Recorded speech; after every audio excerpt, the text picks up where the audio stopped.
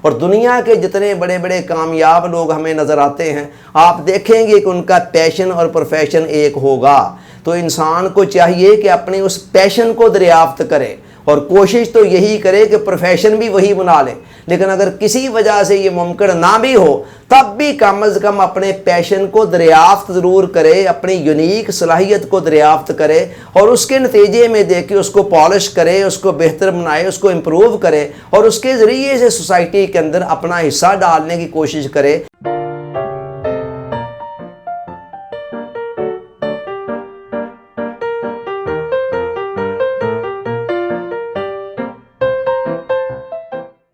Dear audience, السلام علیکم۔ Healthy life style series میں ہمارا آج کا ٹاپک ہے نصب العین۔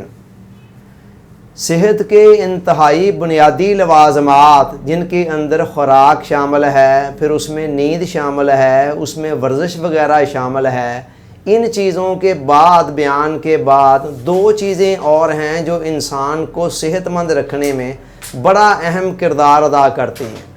ان میں سے ایک ہے انسانی زندگی کے اندر کسی نصب العین کا ہونا اور دوسرا ہے زندگی کے اندر نظام الاوقات کا ہونا۔ نصب العین پر بات ہم آج کے لیکچر میں کر رہے ہیں اور نظام الاوقات پر بات اگلے لیکچر میں ہوگی۔ نصب العین جسے انگریزی کے اندر ایم کہا جاتا ہے، اس کا مطلب یہ ہے کہ انسانی زندگی کے اندر کوئی واضح مقصد ہو، انسان پہنچنا کہاں چاہتا ہے، وہ جانا کہاں چاہتا ہے، وہ زندگی سے پانا کیا چاہتا ہے اور وہ بننا کیا چاہتا ہے۔ ان دی لانگ رن زندگی کے اینڈ کے اوپر وہ حاصل کیا کرنا چاہتا ہے۔ ظاہر ہے ایک بندہ مومن کی زندگی کا جو اعلیٰ ترین نصب العین ہے، سب سے آخری مقصد ہے، وہ تو اللہ کی رضا کو ہی پانا ہے، اور اس مقصد کو پانے کے لیے قرآن نے جو طریقہ بیان کیا ہے وہ ہے عبادت۔ فرمایا وَمَا خَلَقْتُ الْجِنَّ وَالْإِنسَ إِلَّا لِيَعْبُدُونَ۔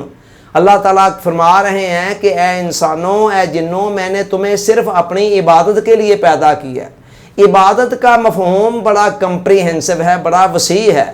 اگر اس مفہوم کو سمجھ لیا جائے تو ساری بات سمجھ میں آ سکتی ہے۔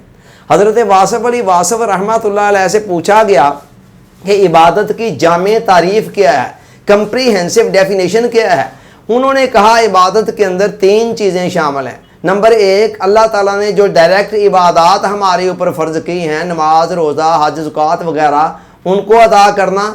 اور نمبر دو، ماحول کے اندر ارد گرد کے لوگوں کے حوالے سے، سوسائٹی کے، ہمارے ارد گرد رہنے والے لوگوں کے جو حقوق ہیں ہمارے اوپر، ان حقوق کو بطریقِ احسن پورا کرنا۔ اور تیسری چیز یہ ہے کہ اللہ تعالیٰ نے انسان کو جو مخصوص صلاحیت دی ہے، جو یونیک ایبلٹی دی ہے انسان کو دوسروں سے منفرد، اس صلاحیت کی حفاظت کرنا، اس کا تحفظ کرنا، اسے پالش کرنا اور پھر اس کو بھرپور طریقے سے استعمال میں لانا۔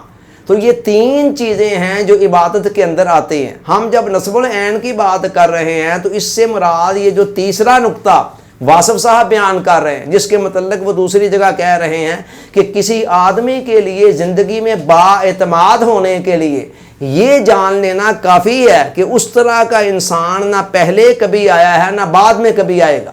یعنی ہر بندہ اپنی ذات کے اندر ایک داستان ہے، ایک اپنی ذات کے اندر بھی ایک مکمل یعنی کہ کائنات ہے۔ تو ہر انسان کے اندر اللہ تعالیٰ نے کچھ یونیکنیس رکھی ہے، کچھ انفرادیت رکھی ہے، کوئی ایسی یونیک صلاحیت اسے دی ہے جس میں وہ دوسروں سے بالکل منفرد ہے۔ اس صلاحیت کو پہچاننا، اسے پالش کرنا اور اسے بھرپور طریقے سے استعمال میں لانا، اور استعمال میں لاتے ہوئے ماحول کے اندر، سوسائٹی کے اندر کچھ اس کی بیوٹی میں اضافہ کرنا اور ماحول کے اندر کنٹریبیوٹ کرنا، یہ ہے بطور خاص تیسری چیز جس کو ہم نصب العین کے اندر شامل کر رہے ہیں کہ انسان کو چاہیے وہ اپنے من کے اندر ڈوب کر زندگی کے سراغ کو پائے اور دیکھے کہ میرے اندر کون سی وہ منفرد صلاحیت ہے جس کے ذریعے سے میں سوسائٹی کے اندر بہتر طریقے سے سرو کر سکتا ہوں۔ ممتاز مفتی صاحب کا بڑا خوبصورت قول ہے، وہ کہتے ہیں کہ دنیا کی سب سے بڑی عیاشی یہ ہے کہ انسان کا پیشن اس کا پروفیشن بن جائے۔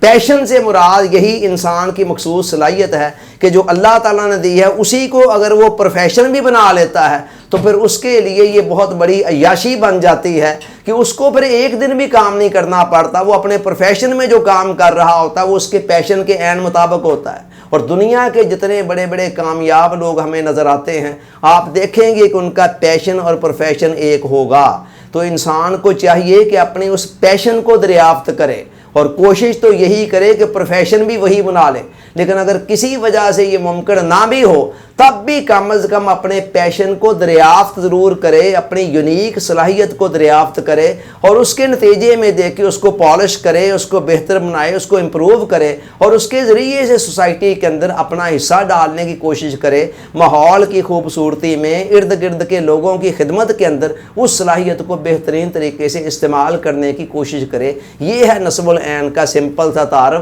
یہ چیز اگر آپ کی زندگی میں آ جاتی ہے تو یہ بھی آپ کو صحت مند رکھنے میں بڑا اہم کردار ادا کرتی ہے۔ اللہ تعالیٰ سوچنے سمجھنے یاد رکھنے عمل کی توفیق عطا فرمائے، آمین۔ آپ کا بہت بہت شکریہ۔ السلام علیکم۔